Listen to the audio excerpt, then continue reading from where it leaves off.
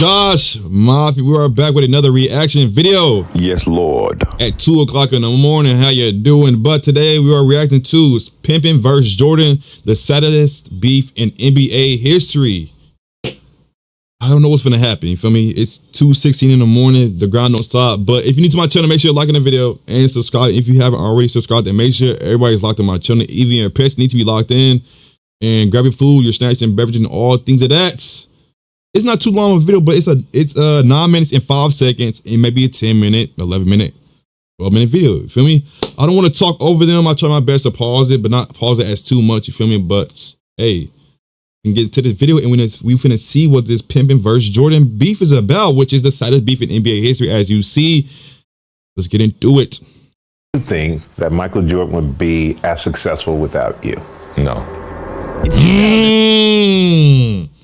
My bad for pausing it, but as you know, it for NBA football, well, you feel me? It don't matter what sport it is. Some people, yes, they could carry, but some it depends the sport. Honestly, it depends the situation. But you can't do everything by yourself. You gotta have, you feel me? You gotta have some people that could put a little chip in here, chip in there. You feel me? But my bad for pausing it. But he said no. What y'all think about it? Let me know that down below. You know what I'm saying? Let me know.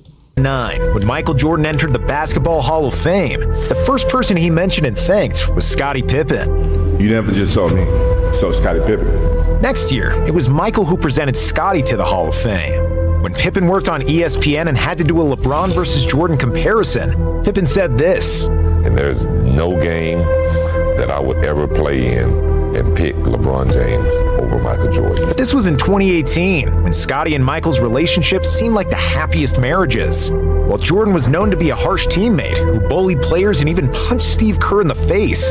We never heard those kinds of stories about Scottie. And then came the pandemic, and the sporting world stopped.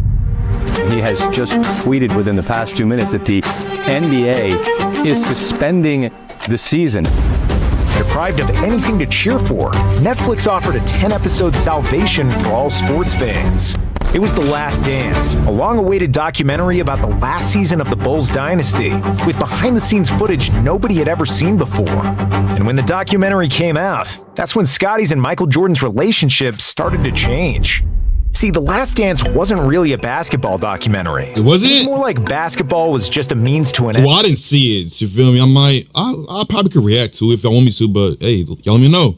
And where historic NBA events were used to tell a preset narrative. And that narrative was to glorify the cult of Michael Jordan and his place as the basketball GOAT. The Last Dance presented basketball in a way that can be understood by non-basketball fans and casuals. It was directed in a way that puts an individual over a team, which is not surprising, considering that director Jason Hare needed Jordan's approval to make the film, and that Jordan's presence in the film was conditioned by his control over the content. The Last Dance minimized the roles of Jordan's teammates, not properly explaining that MJ had by far the best supporting cast in the NBA. The documentary never mentioned that Steve Kerr was the most accurate three-point shooter of all time, that Horace Grant made 4 all-defensive teams, or that Tony Kukoc was the best European player and the most versatile power forward in the NBA. What about Dennis Rodman? You feel me? What about Dennis Rodman? Dennis Rodman was a key player that was playing with Michael Jordan too. It was Dennis Rodman, obviously Grant, as y'all saw, Steve Kerr, et cetera, et cetera. You feel me? So Scottie Pippen. You can't say, oh yeah, Jordan's the best. I'm not saying yes, you know, LeBron is my best. You feel me? I don't want to hear nothing. I don't want to hear nothing. Don't come at me. I'm a LeBron fan. You feel me? That's just how I feel. You know what I'm saying? Because it don't matter. LeBron had help too. Jordan had help. Who else had help? San Antonio Spurs, they had help. Thunder, they had help. Not 2025 Thunder. I'm talking about Thunder. They could have won an NBA ring when it was Durant, James Harden, and Westbrook. I think Serge Ibaka was on the team at that time. I don't know if it was, unless it was somebody else. But y'all let me know, but at the time, them 3 people that I just mentioned that was in the Thunder back then, back in the day. They went against 2016 Warriors. We know how that went. Curry. There's no, I can't really say. You can't let Curry open. You leave Curry open, he letting that bitch fly. But that's my take on it. You feel me? Everybody got different goats. I have like Larry Bird. He's one of my goats. Jordan, he's one of my goats. But LeBron is my number one. You feel me?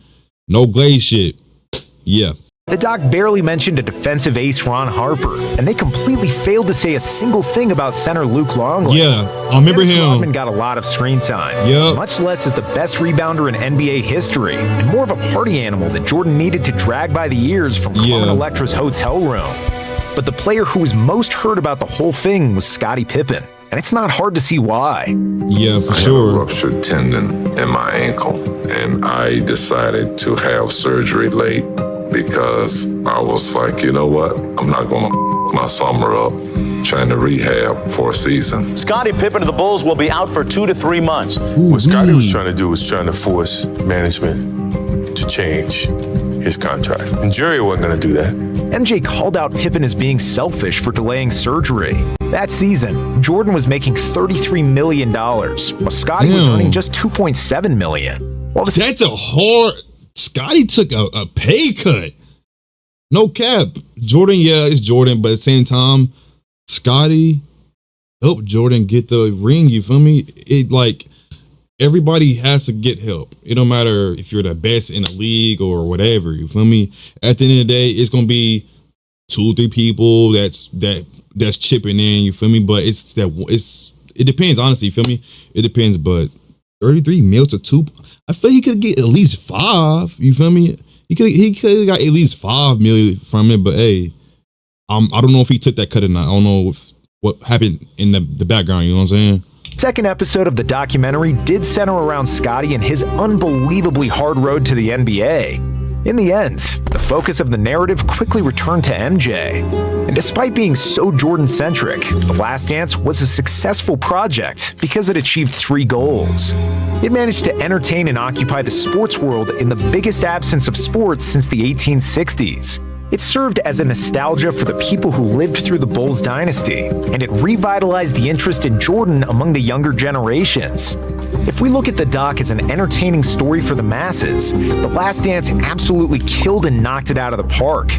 But in terms of explaining basketball nuances and strengthening relationships between the Bulls players, The Last Dance backfired completely. In May 2020, after the last episode aired, Jordan sent a rare text to Scottie Pippen.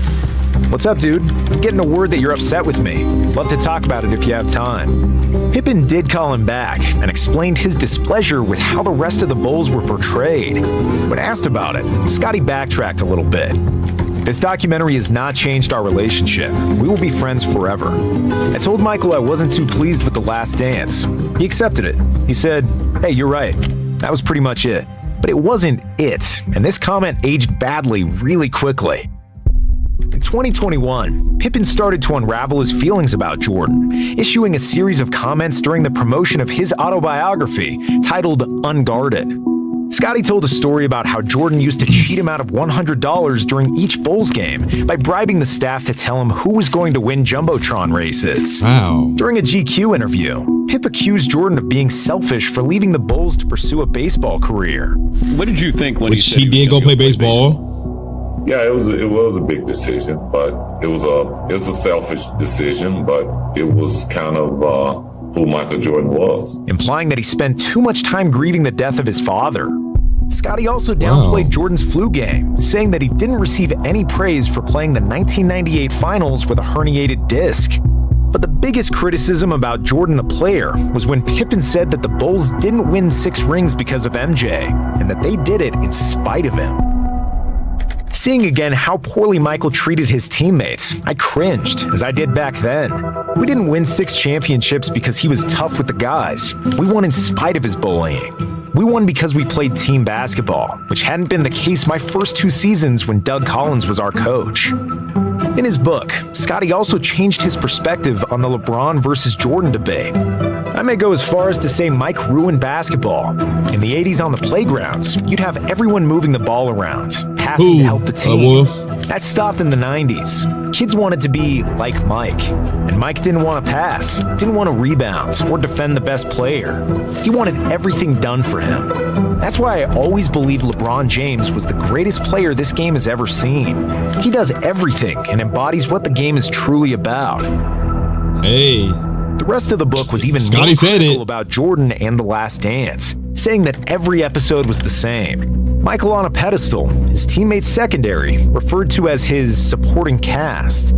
Michael could shoot 6 for 24 from the field, commit 5 turnovers, and he was still, in the minds of the adoring press and public, the errorless Jordan. Scottie was also pissed that Jordan received $10 million for his involvement in the documentary, while he and the rest of the Bulls got nothing. Wow. It wasn't done there. Wow. He also unloaded on Phil Jackson during an interview with Dan Patrick.